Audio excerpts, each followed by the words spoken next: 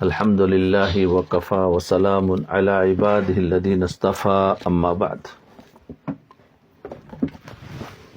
دیکھو، مولانا رشید احمد گنگوہی رحمۃ اللہ علیہ کے واقعات چل رہے تھے، ان کی زندگی، ان کا علم، ان کی تواضع، ان کے بارے میں ہے کہ کیسے کیسے ہمارے اکابر بالکل صحابہ کی کاپی تھی۔ حضرت حافظ ضامن صاحب رحمۃ اللہ علیہ کے ایک خلیفہ تھے۔ حضرت حافظ ضامن صاحب رحمۃ اللہ علیہ کے ایک خلیفہ تھے۔ ان کے یہاں ایک مرتبہ چوری ہو گئی۔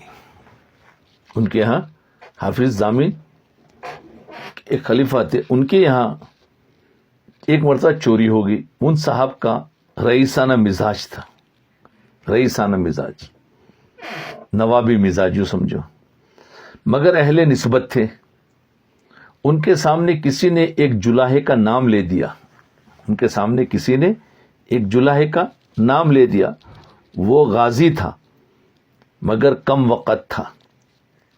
ان صاحب نے اس کو بلایا، وہ ڈر گیا اور باتیں دریافت کرتے وقت خوف کی وجہ سے اس کے کلام میں لغزش ہوئی، اس کی وجہ سے اس پر کچھ شبہ ہوا اور ان صاحب نے اس کو مارا۔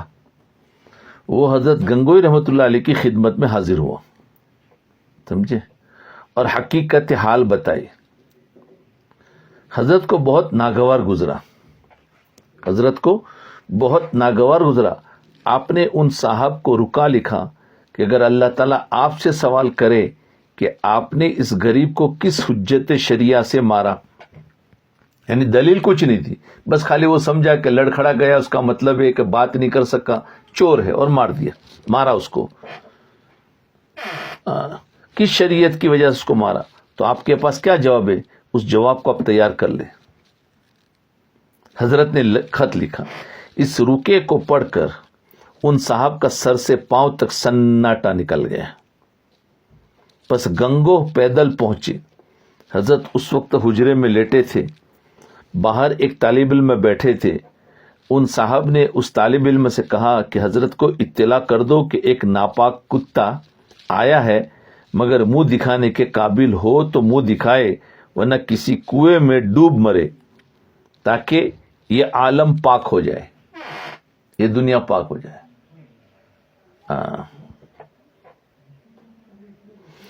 یعنی یہ ان کے خلیفہ تھے نا، ان کا مزاج رئیسانہ تھا اور خلیفہ بھی تھے، اہل نسبت تھے، تو ان کے سامنے کسی نے نام لیا ہوگا کہ ایک جلاہے کا، وہ آیا، اس سے پوچھا اور جواب نہیں دیا، اس کو مارا۔ اب یہ اطلاع حضرت گنگوہی کو مل گئی، تو حضرت گنگوہی نے اپنے اس خلیفہ کو خط لکھا اور کہا کہ تمہارے پاس کون سی شریعت اور حجت تھی جس کی وجہ سے تم نے مارا؟ تو اس لیے وہ پیدل چل کر حضرت گنگوہی کے پاس آئے اور کہنے لگے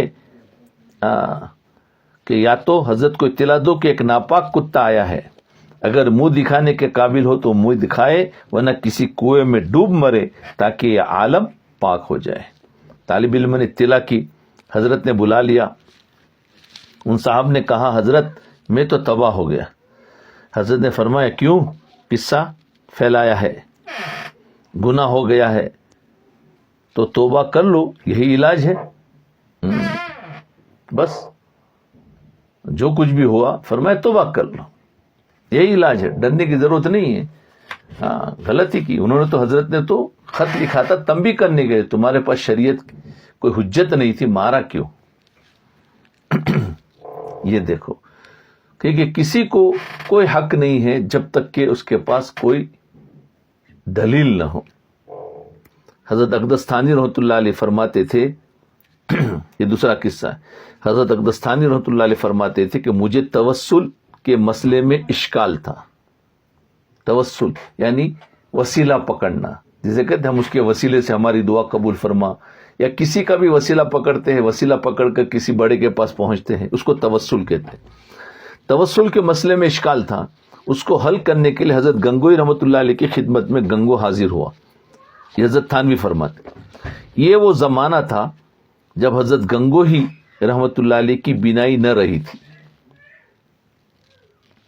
حضرت گنگوئی رحمت اللہ علیہ کی بینائی نہیں رہی، یعنی بینائی چلی گئی تھی آخر عمر میں. سلام کے بعد میں نے اس خیال سے کہ حضرت گنگوئی رحمت اللہ علیہ نے سلام کی آواز سے مجھے پہچان لیا ہوگا. عرض کیا کہ توسل کے مسئلے میں کچھ پوچھنا ہے. فرمایا کہ کون پوچھتا ہے؟ میں نے اس کہا کہ اشرف علی. فرمایا کہ تعجب ہے. بس اتنی گفتگو ہوئی، اس کے بعد مجھے بھی کچھ عرض کرنے کی ہمت نہ ہوئی. دیکھو اہل علم تھے، اللہ والے تھے. کہا کہ تعجب ہے. بس حضرت نے پوچھا توسل کے مسئلے کا کون ہے؟ کہا اشرف علی. فرمایا تعجب ہے. بس وہ تعجب میں وہ الفاظ اتنے تھے کہ حضرت کہتے کہ مجھے پھر کچھ ہمت نہ ہوئی اور تھانہ بھون واپس آ گیا. تھانہ بھون واپس آ گیا. مگر اس مسئلے میں ایسا شرح صدر ہوا کہ پھر کوئی اشکال باقی نہ رہا. بس اتنا جملے پر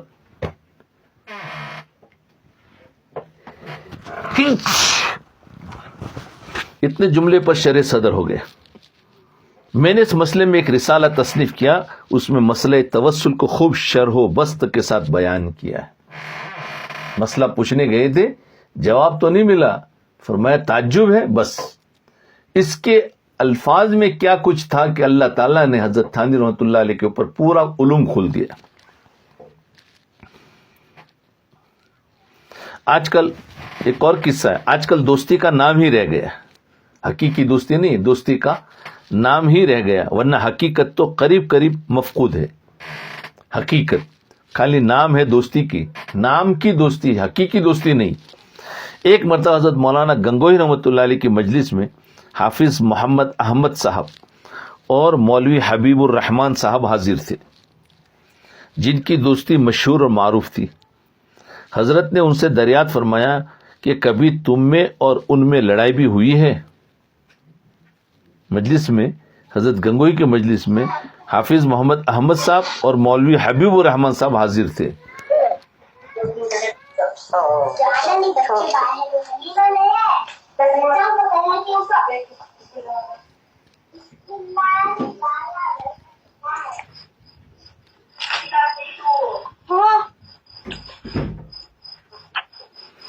بھائی کدھر ہے؟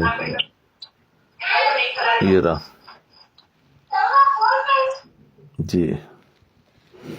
جی تو یہ دو تھے، حافظ محمد احمد صاحب، مولوی حبیب الرحمان صاحب حاضر تھے، جن کی دوستی مشہور و معروف تھی.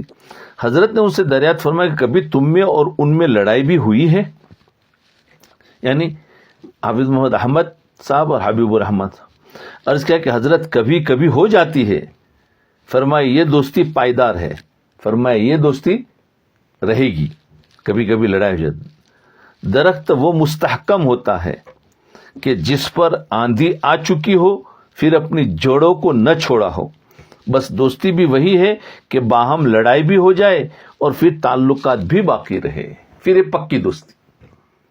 ورنہ کیا، لڑائی ہونے کے بعد دل کھٹے ہو جاتے ہیں اور پھر آہستہ آہستہ جدا ہوئے. فرمایا لڑائی ہوئی ہے لیکن دوستی پھر بھی رہی ہے، تو یہ پکی دوستی. اور جس میں دوستی تو ہوئی اور لڑائی کے بعد الگ ہو گئے تو فرمایا یہ کچی دوستی تھی. مثال فرمایا جو درخت ہوا کے جھونکے سے اکھڑے نہیں تو وہ درخت پختہ ہو گیا ہے.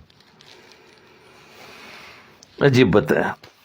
ایک اور قصہ حضرت گنگوئی رحمۃ اللہ علیہ نے ایک شیخ اور مرید کا قصہ سنا ہے کہ مرید بہت عبادت ریاضت کرتا تھا.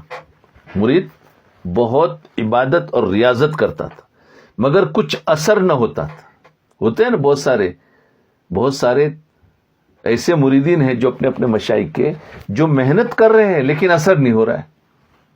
یہ سوچنا چاہیے کہ کیا وجہ ہے.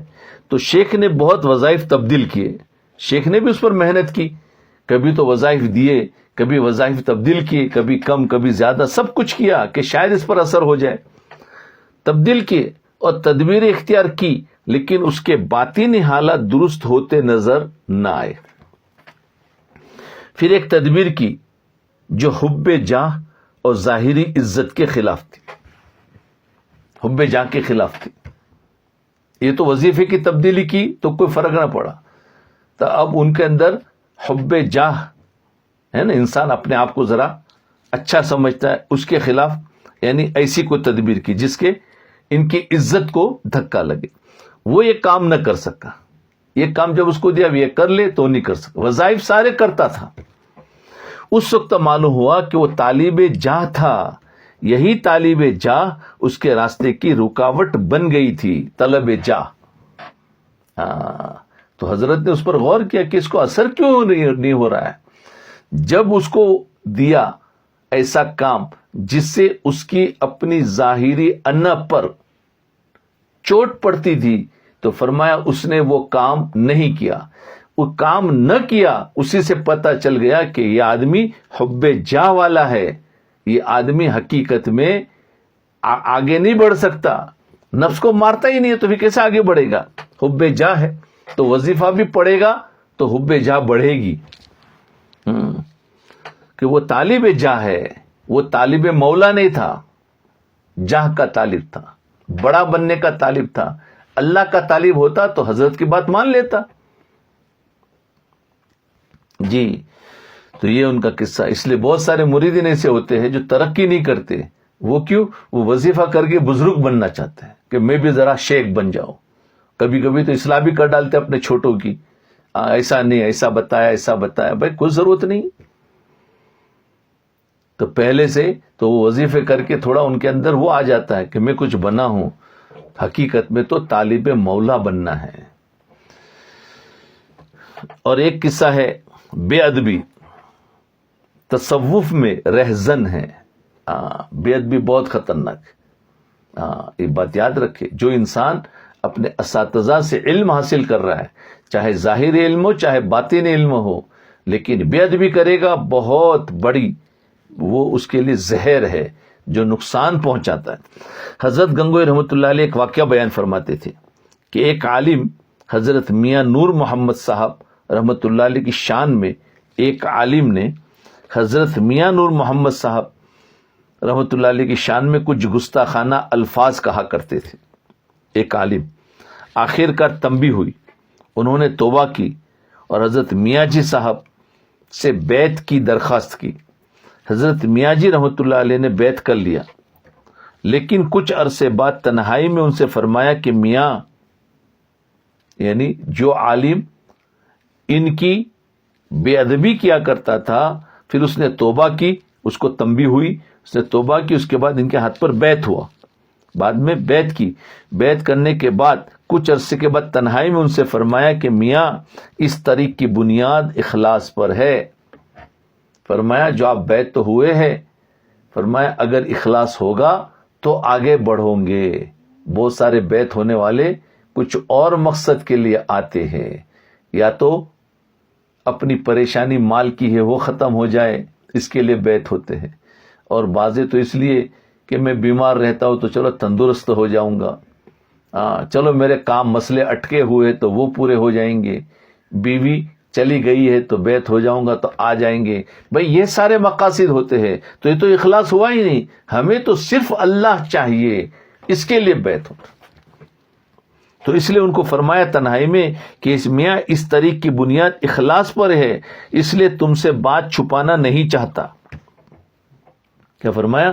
تم سے بات چھپانا نہیں چاہتا. بات یہ ہے کہ جب میں تمہاری طرف متوجہ ہوتا ہوں, شیخ نے فرمایا اپنے مرید سے جو ان کی بے عزتی بے ادبی کرتے تھے, تو تنہائی میں فرمایا کہ دیکھو بات تمہیں میں صاف صاف کہہ دیتا ہوں, جب میں تمہاری طرف متوجہ ہوتا ہوں تو تمہارے وہ سب کلمات جو تم نے پہلے کہے تھے میرے سامنے آ کر حائل ہو جاتے.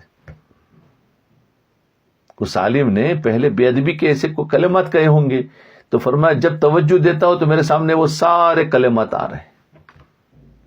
کیا کروں میں؟ جی وہ کلمات آ جاتے ہیں, حائل ہو جاتے. ہر چند تمہیں نفع پہنچانے کی میں کوشش کرتا ہوں مگر اس کی صورت نہیں بنتی. اس لیے بہتر یہ ہے کہ تم کسی اور سے بیعت کر لو, میں تمہاری سفارش کر دوں گا. تم کو میرے سے نفع نہیں ملے گا.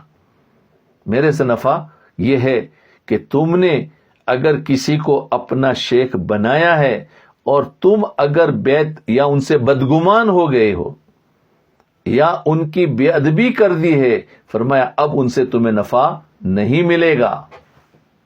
اب تم کسی اور سے بیعت ہو جاؤ.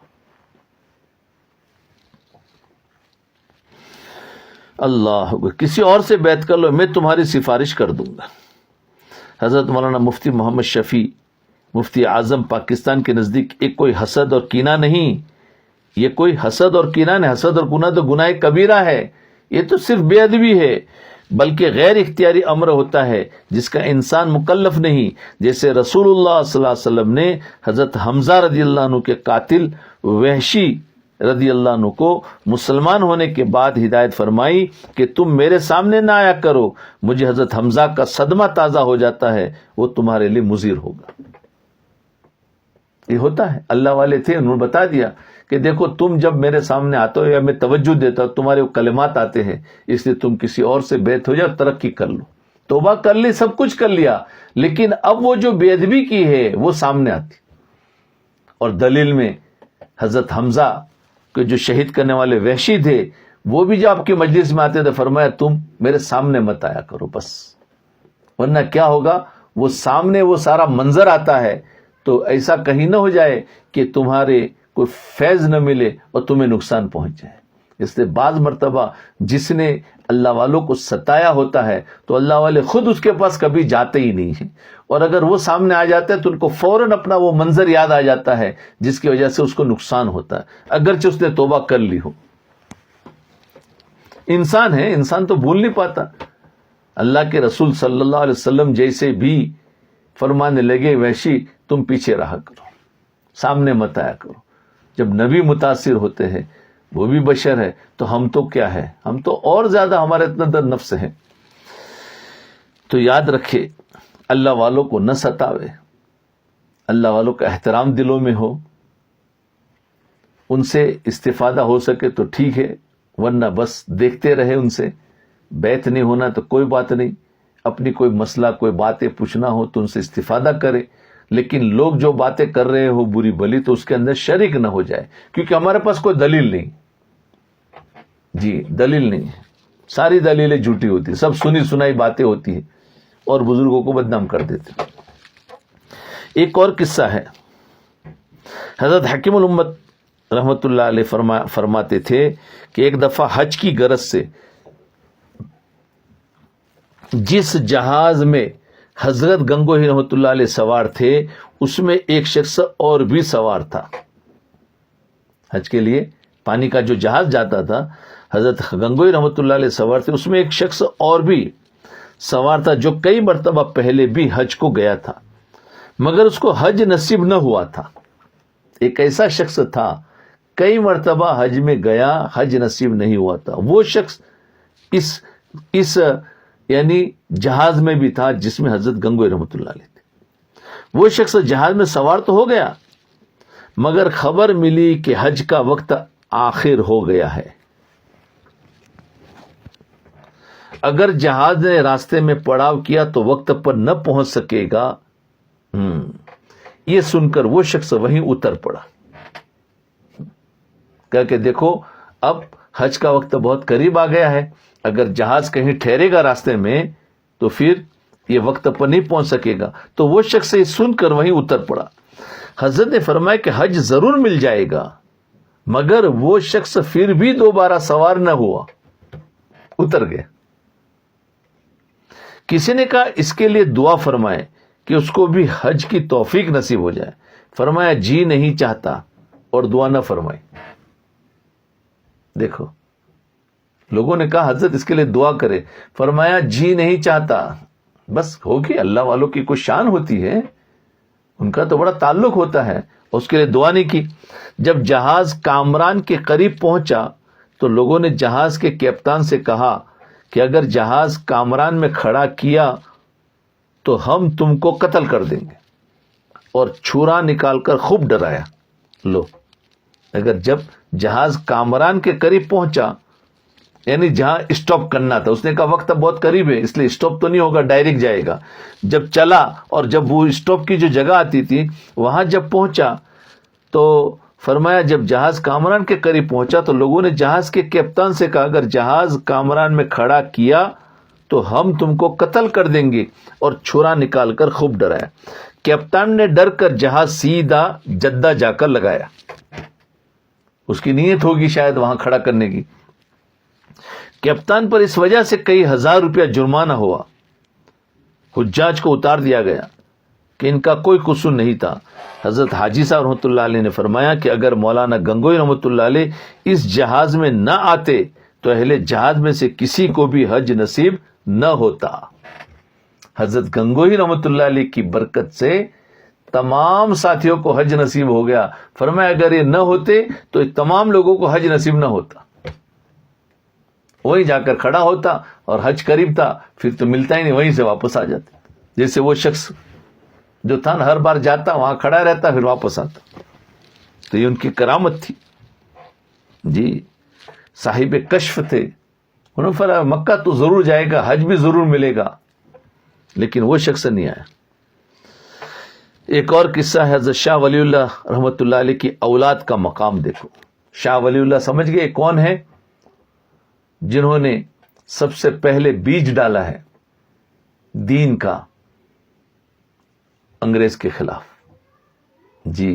1701 میں پیدا ہوئے ہیں جی, اور پھر ان کے بیٹوں نے بہت زبردست کام کیا جن کا علم آج ساری دنیا میں پہنچا ہے. بنیاد شاہ ولی اللہ من. اس لیے سارے استادوں کی اگر سند کو جمع کیا جائے تو شاہ ولی اللہ تک پہنچتی ہے, پھر وہاں سے آگے جاتی. سارے, چاہے بریلوی کے علماء ہو, چاہے یعنی سلفی کے علماء ہو, چاہے دیوبندی علماء ہو, سب کی سند وہاں جا کے ملتی ہے.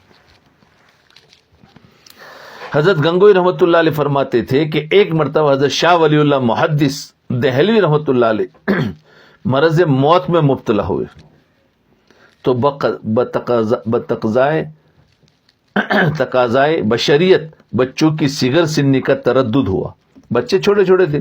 چنانچہ خواب میں رسول اللہ صلی اللہ علیہ وسلم کو دیکھا کہ آپ صلی اللہ علیہ وسلم تشریف لائے اور فرمایا کہ تم کس لیے فکر مند ہو. بچے چھوٹے تھے, انسان کو فکر ہوتی کہ آگے کیا ہوگا. تو اللہ کے رسول صلی اللہ علیہ وسلم نے فرمایا کہ تم کس لیے فکر مند ہو, جیسی تمہاری اولاد ویسی ہی میری اولاد. چنانچہ آنکھ کھلنے پر آپ کو اطمینان نصیب ہو گیا.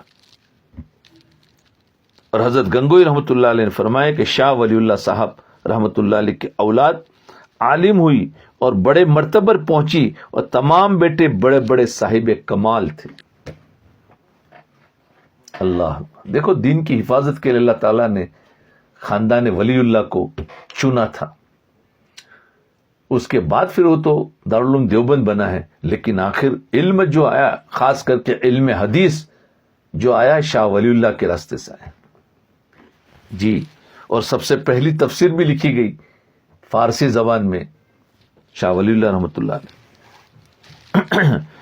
اس کے بعد ان کے بیٹوں نے لکھی. حضرت گنگوئی رحمۃ اللہ علیہ کے جوان صاحبزادے کا انتقال ہو گیا. لوگ تعزیت کے لیے آئے تو چپ بیٹھے رہتے کہ کیا کہیں. اہل اللہ کا رعب ہوتا ہے, کسی کی ہمت نہ پڑتی تھی کہ کچھ کہے, اور آخر کہتے بھی تو کیا کہتے.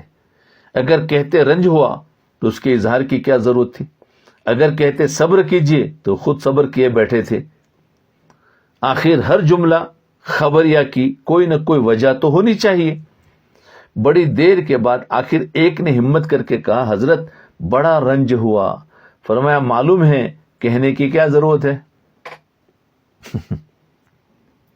رعب تک کوئی بول نہیں سکتا.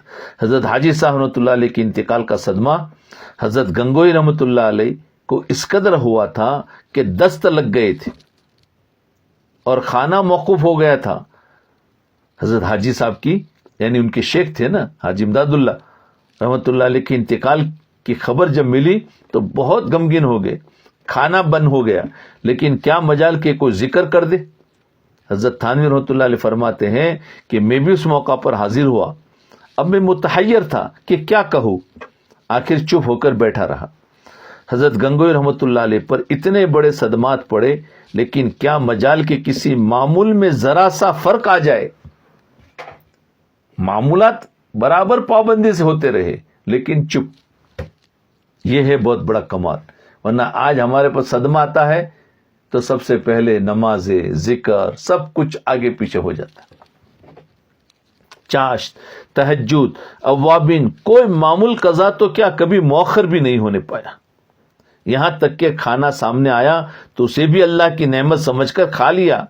یہ شان تھی کہ کسی طرز سے پتہ نہ چلتا تھا کہ چہرے سے نہ زبان سے یعنی غم ہے اور اندر سے غمگین تھے. وہی معمولات، وہی اذکار، وہی تعلیم، وہی تلقین، وہی بیان، سب کچھ، کسی معمول میں ذرا فرق نہیں آتا تھا. واللہ یہ تعلق مع اللہ کی قوت ہے، انسان کو وہ استقامت بن جاتا ہے، کوہ استقامت بن جاتا، استقامت کا پہاڑ بن جاتا. معمول میں فرق نہیں آتا ہے، چاہے غم کی کیسی بھی خبریں ہو. اللہ اکبر کبیرہ، کیسے تھے ہمارے اکابرین، اللہ اکبر. مساکین کا تبرک. ایک اور قصہ، حضرت گنگوئی رحمۃ اللہ علیہ ایک مرتبہ بیمار ہو گئے. جب تندرست ہوئے تو آپ کے صاحبزادے نے شکرے میں بہت سے لوگوں کی دعوت کی. حضرت گنگوئی رحمۃ اللہ علیہ بیمار ہو گئے، ظاہر بات ہے بڑے مقبول شخصیت تھی. تو جب تندرست ہوئے تو آپ کے صاحبزادے نے شکرے میں بہت سے لوگوں کی دعوت کی. حضرت رحمۃ اللہ علیہ نے اپنے خاص خادم سے فرمایا کہ جب غریب لوگ کھانا کھا چکے، لوگوں کی دعوت کی، غریبوں کو ہی بلایا، تو فرمایا جب غریب لوگ کھانا کھا چکے تو کیا فرمایا، تو ان کے سامنے جو بچا ہوا کھانا ہے وہ میرے پاس لے آنا کہ وہ تبرک کھاؤں گا. کون کہہ رہے ہیں؟ فرمایا جن غریبوں کی تم نے دعوت کی ہے ان کا بچا ہوا کھانا جمع کرنا، میرے سامنے لے آنا اور میں وہ تبرک کھاؤں گا. اللہ، آج چھوٹے لوگ تو اللہ والوں کا تبرک کھاتے ہیں، لیکن اتنے بڑے اللہ والے اور اتنے بڑے عالم ان عام آدمی کا تبرک سمجھ کر کھا رہے ہیں. کیا نفس کو کتنا کچلا ہوا تھا، یہ ذرا اندازہ لگائیے. آج تو گھر میں بھی بچا ہوا کھانا ہم نہیں کھاتے، ایسی ہماری عادتیں ہو گئی. پتہ نہیں ہمارے دماغوں میں بات آ گئی ہے کہ پتہ نہیں اس سے یہ بیماری پھیلے گی، اس بیماری پھیلے گی، چلو باہر کا نہیں کھاتے. ارے گھر میں ایک دوسرے کا بچا ہوا تو کھا لو تبرک سمجھ کر، بیوی شوہر کا بچا ہوا تبرک سمجھ کر کھا لے، بچوں کا سمجھ کر تبرک کھا لے. تو کھانا چاہیے، پھینکنا نہیں چاہیے. جی، تو انہوں نے فرمایا اس سے کیا ہے، نفس مرتا ہے. اصل میں نفس کا علاج ہے. وہ کہتے ہیں مومن کا جھوٹا کھانا، یہ کوئی حدیث نہیں ہے، یاد رکھے. تبرک، اس کو تبرک تو کہہ سکتے ہیں، لیکن مومن کا جھوٹا شفا ہے یہ نہیں ہے، یہ چیز بالکل نہ کہے. اس لیے بتائے کہ بھائی ہمیں جو ہے یہ تبرک سمجھ کر کھا سکتے ہیں. تو فرمایا کھاؤں گا، اور یہ خیال نہ کرنا کہ ان کے بدن صاف نہیں ہیں، یعنی جو آنے والے جو لوگ تھے غریب مسکین، ان کے کپڑے صاف نہیں ہیں. اس کو تبرک اس لیے قرار دیا کہ وہ لوگ مومن ہیں. کیوں؟ وہ لوگ مومن ہیں، خدا کے محبوب ہے. حدیث میں آیا ہے کہ یا عائشہ قرب المسکین، قرب المسکین، چنانچہ وہ کھانا حضرت کے پاس لایا گیا اور حضرت نے اسے رغبت سے کھا لیا. اس سے ان کی تواضع، اتباع سنت کی نشاندہی ہوتی ہے. کیا اتباع سنت ہے! اللہ اللہ، ہم کہاں نکل گئے، ہمارے دماغوں کو کتنا پھیر دیا گیا ہے کہ آج یہ چیز ہم سے ختم ہو گئی. ایک جیسے آج کل تو وہ پانی کی بوتلیں ہوتی ہے، آدھے لیٹر کی پانی کی بوتل کسی نے دے دیا، سب کو دیتے ہیں، اور پھر اس میں سے وہ 2-4 گھونٹ پی کر پھینک دیتے. نہیں پینا ہے تو دوسرے کو دو. دوسرے کو دینے کا رواج ہی نہیں ہے کہ کم سے کم دوسرا پی لے گا. یا تو اس کو سنبھال کے رکھو، جب وہ پانی ختم ہو جائے اس کے بعد بوتل کو پھینکو. یہ تو اسی وقت میں اس بوتل کو پیا اور پھر چھوڑ کے چلے گئے اور وہ سامنے والے اس کو پھینک دیتے. اس کو کہتے ہیں فضول. اور اللہ کے یہاں پوچھ ہوگی تم نے پانی تھوڑا سا پیا تھا پھر کیوں چھوڑا، ساتھ میں لے جاتے، انہوں نے تو تم کو دے دیا تھا، چھوڑ دیا، اس نے پھینک دیا. تم ذریعہ بنے, تم ساتھ میں لے جاتے, گھر پہ لے جاتے, اس کو پیتے اور ختم کرتے. یہ اللہ کی ایک نعمت تھی, تم نے ہماری نعمت کو ضائع کر دیا. جی, پیسے سے خریدا ہوا ہو چاہے کسی نے اکرامن دیا ہو, لیکن پانی جتنا ہے اتنا پورا کر کے, ایک مجلس میں پورا نہیں ہوا تو ساتھ میں رکھو. دوسری مجلس یا تو پھر اس کو گلاس میں پیو اور دوسروں کو کہو کہ بھائی اس میں سے یہ تو پی لے, اگر کسی کو آر ہوتی ہو تو. لیکن یہ ہے ہمیں ایسی نعمتیں بہت ضائع کرتے ہیں, بہت ضائع کرتے ہیں. اس سے پرہیز کریں. تواضع کے بارے میں آپ کا ایک قصہ ہے. حضرت گنگوئی رحمۃ اللہ علیہ کا واقعہ ہے کہ ایک مرتبہ ان کے ہاں ایک بڑے عہدے دار شخص مہمان آئے. جب کھانے کا وقت ہوا تو حضرت نے اپنے ساتھ ان کو بٹھلایا. بڑے عہدے دار تھے تو کھانے کا وقت اپنے ساتھ بٹھلایا. چونکہ وہ بڑے آدمی سمجھے جاتے تھے, اس کے ساتھ بیٹھا دیکھ کر دوسرے غریب طلبہ مہمان پیچھے ہٹے. ان کے ساتھ بیٹھا دیکھ کر حضرت گنگو ان کے ساتھ بیٹھ گئے تو دوسرے غریب طلبہ مہمان پیچھے ہٹے.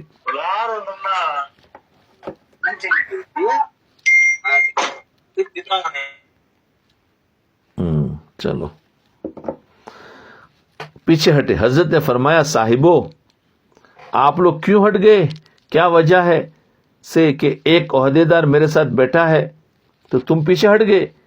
خوب سمجھ لیجئے کہ آپ لوگ میرے عزیز ہے, میں اس کے ساتھ بیٹھا ہوں, آپ کو ہٹنا نہیں ہے.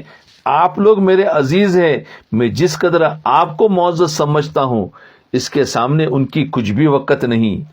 چنانچہ سب غریب طلبہ کو بھی ساتھ بٹھلا کر کھانا کھلایا. بڑا عہدے دار بھی بیٹھا, غریب طلبہ کو بھی بٹھایا اور خود بھی بیٹھے اور سب مل کر کھانا کھایا. ہاں, یہ صفات لانا چاہیے کہ ہمیں غریب مسکینوں کے ساتھ بیٹھ کر کھانا کھاؤ.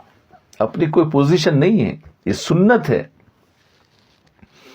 عمومی مزاج بناؤ, خصوصی مزاج نہیں بناؤ. آج ہمارا مزاج خصوصی بن چکا ہے. یہ خصوصی مزاج بننا یہ نفس کی علامت ہے کہ نفس ابھی تک زندہ ہے, اور جب نفس مرے گا تو عمومی مزاج خود بخود بن جائے گا. جہاں بٹھلاؤں گے بیٹھ جائیں گے, جہاں لے چلوں گے چل دیں گے. جی, ایک مرتبہ حضرت حدیث شریف کا درس دے رہے تھے. ابر ہو رہا تھا, بادل, کہ اچانک بوندیں پڑنا شروع ہو گئی, بارش آنا شروع ہوئی. جس قدر طالب علم شریک درس تھے, سب کتابوں کی حفاظت کے لیے, کیونکہ کتاب بک جائے گی, کتابوں کی حفاظت کے لیے اٹھ کر بھاگے اور چھت کے نیچے دوسرے کمرے میں چلے گئے اور سے دری میں پناہ لی. پھر کتابیں رکھ کر تو سب کتابوں کی حفاظت کتابیں اٹھا کر بھاگے اور سے دری میں پناہ لی. پھر کتابیں رکھ کر جوتے اٹھانے چلے کہ بولے ابھی کتابیں تو رکھ دی, چلو جوتے اٹھا لیں. صحن کی طرف جب رخ کیا تو دیکھتے ہیں کہ حضرت گنگوئی رحمۃ اللہ علیہ سب کے جوتے جمع کر کے لا رہے ہیں.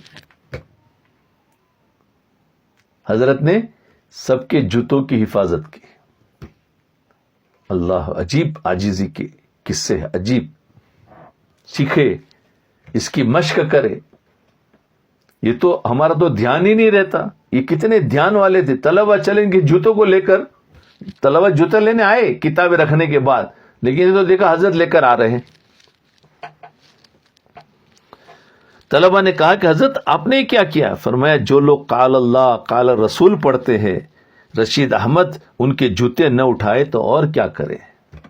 فرمایا تم لوگ اللہ اور اللہ کے رسول کی باتیں پڑھتے ہو اور یہ رشید احمد آپ کے جوتے نہ اٹھائے, یعنی ان کو اتنا اونچا مقام دیا, آپ اتنے بلند ہو کہ رشید احمد آپ کے جوتا اٹھا.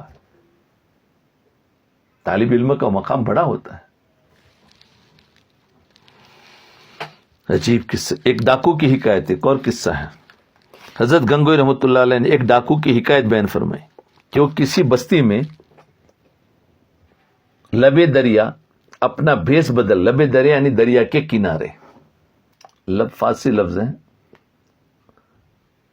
جی تو لبے دریا اپنا بھیس بدل کر جھونپڑی ڈال کر اللہ اللہ کرنے لگا. لوگوں کو اس سے عقیدت ہوئی. ظاہر بات ہے کوئی بھی انسان اپنا ایک کھول دیتا ہے تو لوگ دو چار مل تو اس کو مرید مل ہی جاتے. تو اس نے بھی اللہ اللہ شروع کر دیا اور لوگوں کو اس سے عقیدت ہوئی. کچھ لوگ آنے لگے اور اس کے پاس آنے لگے. بعضے مرید ہو کر وہی ذکر و شغل میں مصروف ہو گئے.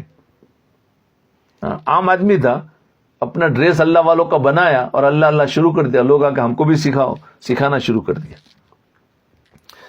تو ذکر و شغل میں مصروف ہو گئے. اللہ کی قدرت کہ بعض ان میں صاحب مقام بھی ہو گئے. یعنی وہ بعض جو مرید آئے تھے وہ ذکر کرتے کرتے بڑے اونچے درجے تک پہنچ گئے. اور شیخ کون؟ عام آدمی, اس نے تو ویسے ڈونگ کر دیا تھا. تو فرمایا بڑے مقام پر پہنچ گئے. ایک دن ان پیر صاحب کے بعض مریدوں نے سوچا کہ ہمارے پیر صاحب کا کتنا اونچا مقام ہے, ذرا ہمیں دیکھنا چاہیے. کہ بعض مرید مراقب ہوئے کہ دیکھے اپنے پیر کا مقام کیا ہے, مگر وہاں کچھ نظر نہ آیا. بلندیوں میں جو ان کا مقام تھا, اللہ نے جو ان پر کھلا تھا, تو دیکھا پیر کا مقام تو نظر ہی نہیں آیا. ہر چند مراقبہ کیا مگر کچھ ہوتا تو نظر آتا, کچھ بھی نظر نہ آیا. ناچار ہو کر وہ یہ سمجھے کہ ہو سکتا ہے یا تو اوپر کے درجے میں ہو یا سمجھ میں نہیں آتا کیوں نہیں آیا نظر. ناچار ہو کر اپنے شیخ سے کہا, شیخ میں چونکہ ذکر اللہ کی برکت سے تو اپنے شیخ سے کہا. تو شیخ میں چونکہ ذکر اللہ کی برکت سے صدق کی شان پیدا ہو چکی تھی, اس نے سب قصہ صاف کہہ دیا کہ میں تو کچھ بھی نہیں ہوں. جب مریدین شیخ کو دیکھنے کے لیے مراقب ہوئے تو نظر نہ آیا. شیخ سے پوچھا تو شیخ نے اپنی پوری حقیقت کھول دی, کیونکہ ذکر کی وجہ سے ان کے اندر ایک کیفیت بن چکی تھی. چاہے مقام پر نہیں پہنچے تھے لیکن ایک ان کی کیفیت بن چکی تھی. انہوں نے کہا بھائی دیکھو, قصہ صاف کہہ دیا کہ میں تو کچھ بھی نہیں ہوں, ایک ڈاکو ہوں. سب نے مل کر اللہ تعالیٰ سے دعا کی. اللہ تعالیٰ نے شیخ کو بھی صاحب مقام بنا دیا. یعنی مریدین کی برکت سے شیخ بھی آگے بڑھ گیا. پہلے اس شیخ جو ڈاکو تھا لیکن شیخ کا لباس, اللہ والوں کا لباس اختیار کیا, تو ان کے صحبت میں بیٹھنے والے اخلاص والے تھے, اللہ نے ان کو مقام دے دیا. لیکن بعد میں اس ڈاکو نے توبہ کر لی, ان مریدین نے ان کے لیے دعا کی, اللہ تعالیٰ نے ان کو مقام عطا فرمایا. اس لیے بعض مرتبہ کبھی اللہ والوں سے فیض عوام کو ملتا ہے, بعض عوام کی وجہ سے بھی اللہ والوں کو ملتا ہے. جی دونوں طرف سے ہوتا ہے. ایک اور قصہ ہے بیعت ہونے کی برکت. حضرت گنگوئی رحمۃ اللہ علیہ کی خدمت میں ایک گاؤں کا رہنے والا آدمی مرید ہونے کے لیے آیا. حضرت نے کلمات بیعت پڑھا دیے, جو توبہ کے کلمات ہوتے وہ پڑھا دیے, جن کا حاصل معاصی سے توبہ ہے. جب توبہ کر لی تو کہتا ہے, مولوی جی افیون سے تو توبہ کرائی نہیں, آپ نے ساری چیزیں تو توبہ کی کہ میں چوری نہیں کروں گا, زنا نہیں کروں گا, میں شرک نہیں کروں گا, یہ سب توبہ کے الفاظ ہوتے ہیں. تو فرمایا مولوی جی تم نے سب تو کرایا لیکن افیون, اب افیون کا لفظ تو وہاں اس میں ہوتا نہیں, تو افیون سے تو توبہ نے کرائی نہیں. حضرت رحمۃ اللہ علیہ نے فرمایا مجھے کیا خبر کہ تو افیون کھاتا ہے, اچھا یہ بتلا کہ کتنی کھاتا ہے. تو جس قدر کھاتا ہے میرے ہاتھ پر رکھ. تو اس نے رکھ دیا کہ میں اتنی کھاتا ہوں, مگر اس نے جیب سے افیون کی ڈلی نکال کر دور پھینک کی کہ مولوی جی توبہ ہی جب کر لی تو اب کیا کھائیں گے. نہیں, گر گیا, کیونکہ ابھی افیون کی کھانے کی عادت تھی, تو ظاہر بات ہے چھوڑے گا تو اس کو طبیعت خراب ہو جاتی ہے. گر گیا تو دست شروع ہو گئے. اس کی خبر حضرت گنگوئی رحمۃ اللہ علیہ کو پہنچی. مرتے مرتے بچا مگر اچھا ہو گیا. تندرست ہو کر دوبارہ حضرت کی خدمت میں آیا. حضرت نے پوچھا کون؟ کہا میں ہوں افیون کھانے والا, اور سارا قصہ بیان کیا. اس کے بعد 2 روپے پیش کی حضرت گنگوئی رحمۃ اللہ علیہ کو ہدیے میں. حضرت نے کسی قدر عذر کے بعد دلجوئی کے لیے قبول فرما لیے. سمجھے نا. وہ دیہاتی نوجوان کہنے لگا, اجی مولوی جی یہ تو آپ نے پوچھا ہی نہیں یہ کیسے روپیے ہے. قبول تو کر لیے لیکن پھر سوال کرتا ہے مولوی جی آپ نے تو پوچھا ہی نہیں پیسے کیسے ہے. تو حضرت نے فرمایا بھائی خود ہی بتلا دو چلو. کہنے لگا یہ روپیہ افیون کے ہے. حضرت نے پوچھا افیون کے کیسے؟ کہا کہ 2 روپے کی افیون مہینے میں کھاتا تھا. پورے مہینے میں 2 روپے کی افیون کھاتا تھا. جب توبہ کر لی تو نفس بڑا خوش ہوا کہ 2 روپے مہینے کی بچت ہو جائے گی.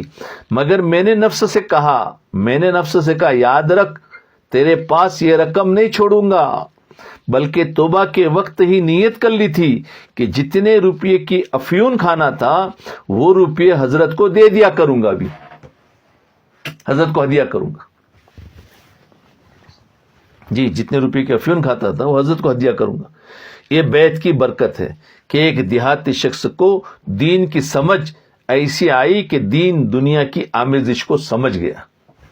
بتا ایک دیہاتی کو دین کی اتنی سمجھ آئی کہ پیسہ بچا کر مجھے استعمال نہیں کرنا ہے، حضرت نے توبہ کروائی ہے، حضرت ہی کو ہدیہ کروں گا. کیسے کیسے لوگ ہیں. ہاں اللہ اکبر، اللہ اکبر کبیرہ. ایک اور واقعہ ہے. حضرت گنگوئی رحمۃ اللہ علیہ فرمایا کرتے تھے کہ جو شخص میرے ایک مرید کو ہٹا دے. کون ہے بھائی؟ جی فرمایا جو شخص میرے ایک مرید کو ہٹا دے تو فی مرید 1 آنا، اور مولوی کو ہٹانے پر پھر مولوی 4 آنے لے لے. حضرت نے بات فرماتے تھے کہ جو شخص میرے ایک مرید کو مجھ سے ہٹا دے. آج کل کوئی مرید کو ہٹا دے تو شیخ کو برا لگتا ہے. ان کے اندر اخلاص دیکھو. فرمایا میرا ایک مرید اگر ہٹا دیتا تو میں اس کو 1 آنا دوں گا، اور اگر ایک مولوی کو ہٹائے گا تو فی مولوی میں 4 آنے دوں گا. غرض یہ تھی کہ جو شخص نادان ہے اس کو شیخ سے بھی برائے نام محبت ہوگی. نادان کی دوستی رہ نہیں سکتی. وہ معمولی بات کو بھی بزرگ کے خلاف سمجھے گا اور غیر معتقد ہو جائے گا. اس کی نظر جہل کے سبب عجوب کی طرف زیادہ ہوگی، اور کمالات کو تو وہ جانتا ہی نہیں. ان پر تو اس کی نظر کیا ہوتی؟ سچی محبت اسی کو ہوگی جس کو شیخ کی معرفت ہوگی، اور شیخ کی معرفت اس کی اتباع سے ہو. تو یعنی حضرت کا یہ مقصد تھا کہ کوئی ایسے ہی آ گیا ہے تو کوئی ہٹ جائے گا. اگر وہ کچھ کہے گا تو میں ہٹاؤں گا، تو بولے مجھے تو 4 اور وہ ہٹے گا تو بولے فائدہ ہے میرا. تو کیوں کہ جو انسان سچی عقیدت سے سچی نیت سے آئے گا تو اسی کو پھر شیخ کی اتباع بھی پوری کرے گا، اسی کو نفع ہوگا. وہی آگے بڑھتے ہیں. چنانچہ حضرت گنگوئی رحمۃ اللہ نے فرمایا آج کل لوگ مرید نہیں بنتے بلکہ گرو بنتے ہیں. فرمایا ایک شخص ایک گرو کے پاس گیا اور کہا مجھے اپنا چیلا بنا لو. اس نے کہا چیلا بننا بڑا مشکل ہے. تو اس نے کہا پھر گرو ہی بنا لو. گرو یعنی شیخ، استاد، چیلا یعنی اسٹوڈنٹ. تو فرمایا وہ گیا کہا مجھے اپنا چیلا بنا لو. تو فرمایا چیلا بننا بہت مشکل ہے. تو کہا پھر مجھے گرو ہی بنا لو. عجیب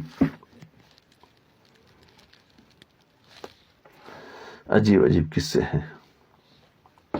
بس یہیں پر ہی رکھتے ہیں انشاءاللہ. تو آج تو زیادہ تر ان کی تواضع اور عاجزی کے قصے آئے. اللہ تعالی ہمیں ایسے حضرات کی اتباع نصیب فرمائے اور ان کے علوم سے استفادہ کی توفیق نصیب فرمائے. دیکھو اب یہ ان کے اندر یہ ہے تو صحابہ میں کیا کمال ہوگا. ظاہر بات ہے صحابہ کا تو کاپی ہے کاپی. بس فرق اتنا ہے کہ یہ صحابی نہیں ہے اور وہ صحابی ہے بس. ورنہ تو پوری اتباع تھی نبی علیہ الصلوۃ والسلام کی. اور ہر چیز میں کیونکہ حدیث جاننے والے تھے، علم جانتے تھے کہ نبی کیا چیز کیسی اتباع کرتے. تو جب انسان دھیان والا ہوتا ہے ہر عمل کے وقت اپنے نبی کی اتباع سوچتا ہے، میرے نبی کیسے کرتے. خیر اللہ ہمیں سچی عشق اور سچی اتباع نصیب فرمائے نبی علیہ الصلوۃ والسلام کی.